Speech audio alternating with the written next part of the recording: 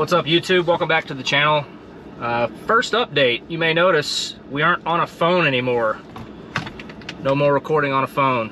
I picked up a GoPro Hero 9, so it's going to be a lot better for the content and the channel coming up. I just finished up a workout, so I'm still recovering, excuse me, but also picked up on the GoPro Hero 9, if you're not familiar with it, it's got the media mod on it, so I've got a much better microphone. Hopefully this sound picks up okay. If you guys care to comment in the comments below, let me know if the picture's a lot better and if the sound's better. So hopefully that'll really help us out once the car's back together and running, capturing all those new turbo sounds, exhaust sounds, and all those things. So what else? I'm gonna show you some new stuff at the house. I got some parts finally in the mail. I'm still waiting on things. First big update is all the machining on the motor is done. So all the boring, decking, honing, line boring, balancing the crank, making sure everything's ready to go from the machinist is good.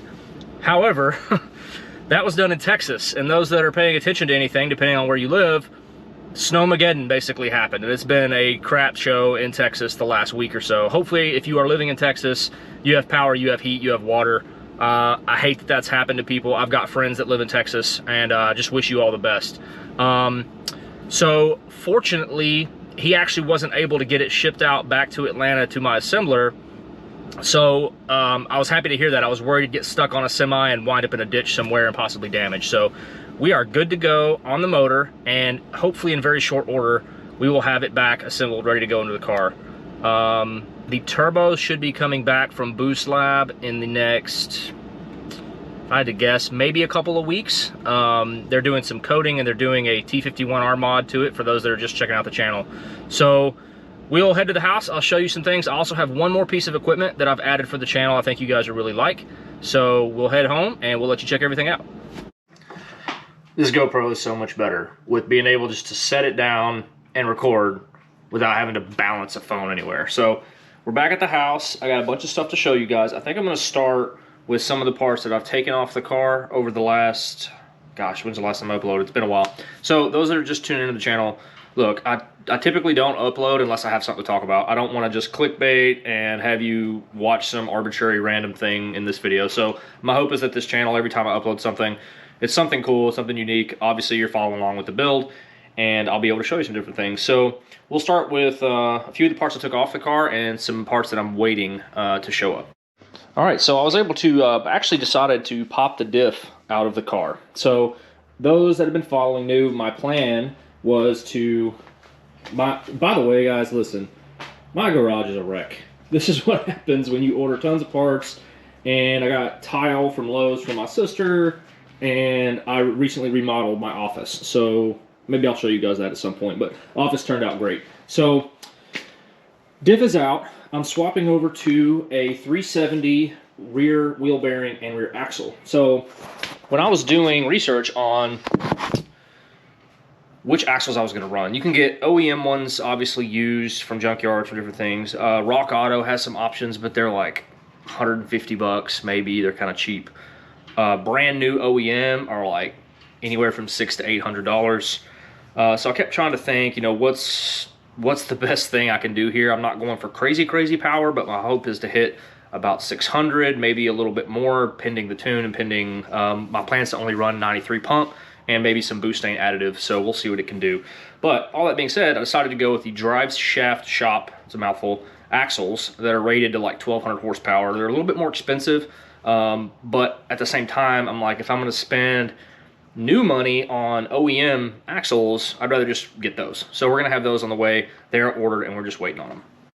And on that note, with the diff, I thought to myself, well, what's the weak point in the diff? I'm running a factory viscous limited slip in it. So those that don't know, I have the Nismo cover on here. It's got the white line bushings here, and it's got the white line diff bushing in the back of the car. And so what I decided to do is pull this out. So when I drive down to Atlanta to actually pick the motor up, I'm going to drop this guy off at Z1 and have them build this. So it'll include heavy duty stub axles. I'm going to run the Z1 1.5 street diff in it, which will do just fine with what I want to do. And it'll get a whole new freshening up, if you will, be rebuilt, and they'll ship it to me. It'll be good to go.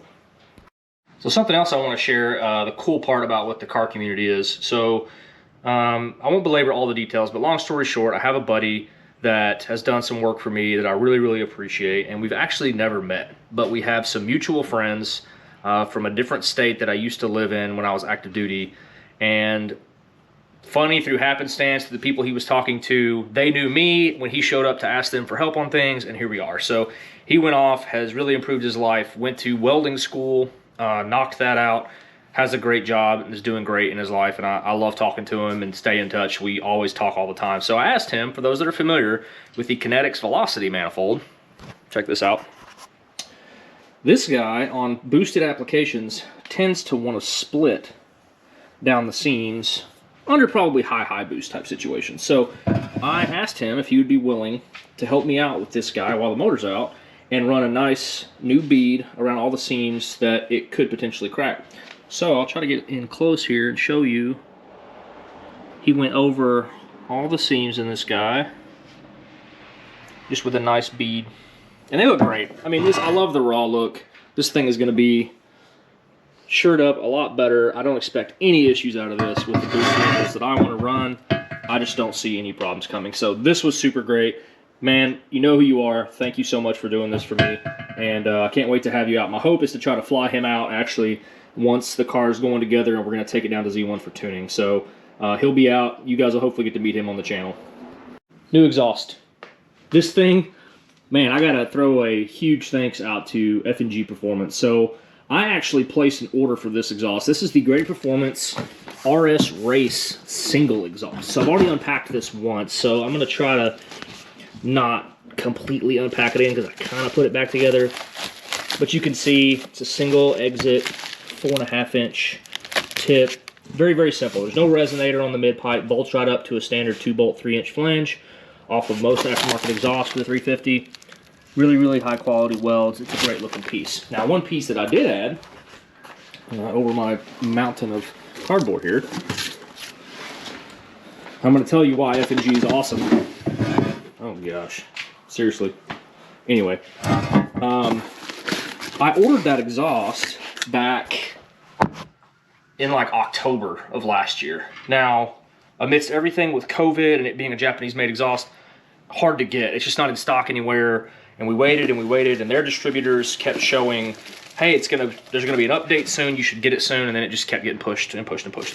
So those guys hit me up and said, hey, we keep getting kind of bad news on this thing, but we found one supposedly in stock on eBay, and I ordered it on the spot. So I was like, hey, that is awesome. Thank you guys for doing that.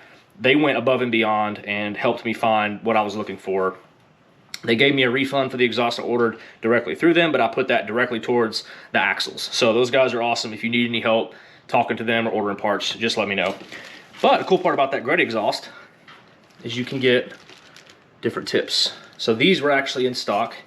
This is a 185 millimeter titanium tip that with the Voltex diffuser, which I actually have off the car, but it comes with a trim piece.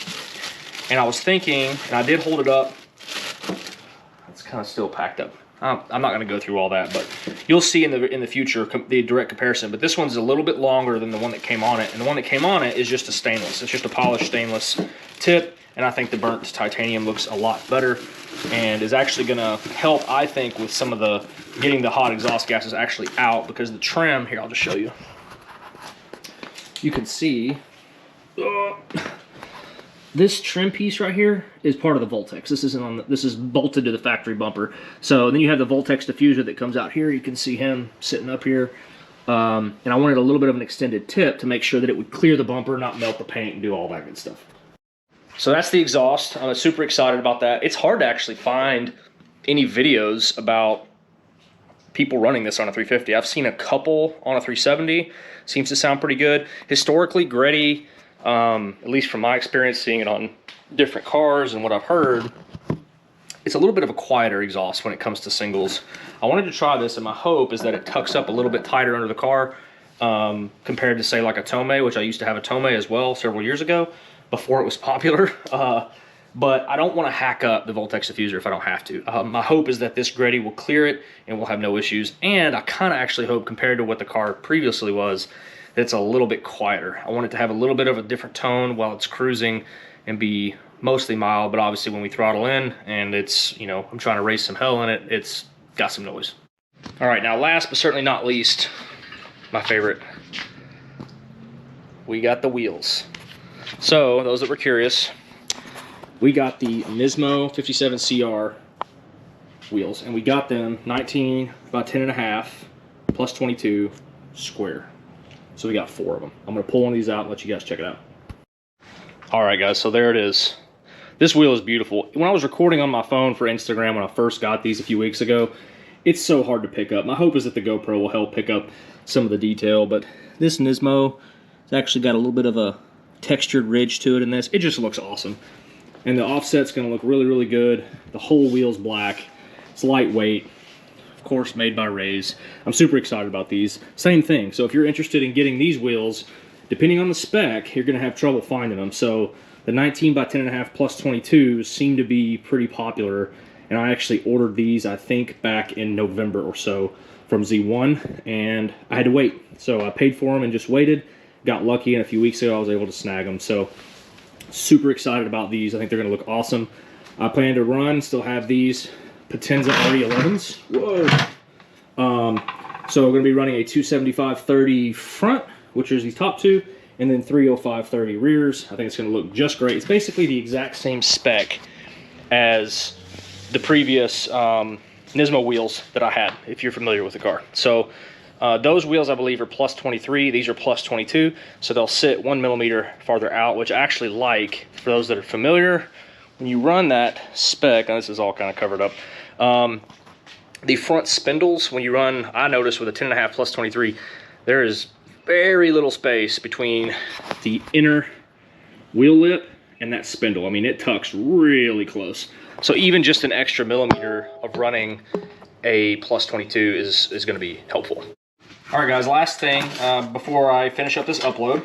The last piece of equipment I decided to pick up, not just for the channel, but I'm definitely going to use it for the channel, that I'm really excited about, and of course my fiance and I are super excited about, is this little guy.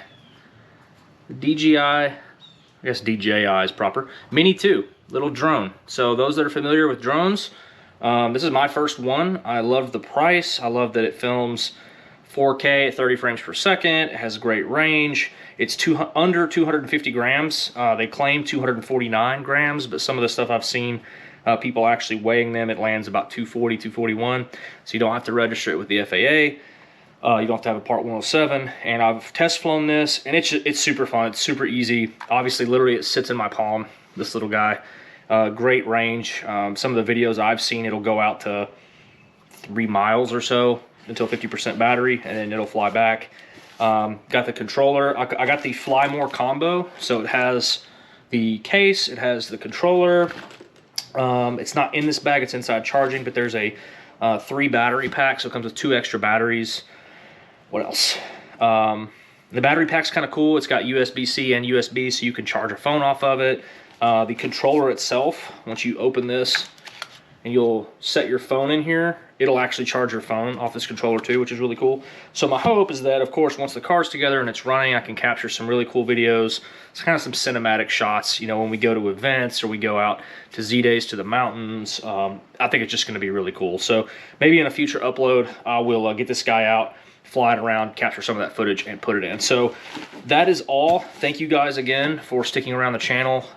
If you haven't, if this is the kind of stuff that you like, please like and subscribe. I know if you're new to the channel, there's not a lot of action in these videos yet. A lot of it is just progressing through the build and keeping you updated on all the parts and all the things that I keep getting. So it's been kind of a long road. If you are thinking about going down this road and fully building your 350Z, fully built motor, boosted application, a whole nine, and you want to do a big chunk of it yourself, just be prepared. I mean, money-wise, this thing can swing pretty big range. It just depends on, I bought a lot of stuff used, the turbo kit's used, bought a lot of parts new as well, and it just depends. So really the timeline too, if I can get this thing done by May is kind of the goal. I started back in early October, so that's with having somebody available and lined up to help me with, I decided to have them do the engine assembly and set the timing. and all those types of things, and finding a shop that'll do the machining for you if you're going to actually do boring and larger pistons and balance everything. You can do kind of a garage build and skip some of the machining if you want, but that's just not what I wanted to do. So just prepare yourself. But again, thank you guys. Thanks for sticking around as long as you have, anybody that's new. And if you're interested in this and want to continue to support, please like, subscribe, and I'm going to keep cranking out content as I have stuff to tell you guys. So thanks, and we'll see you next time.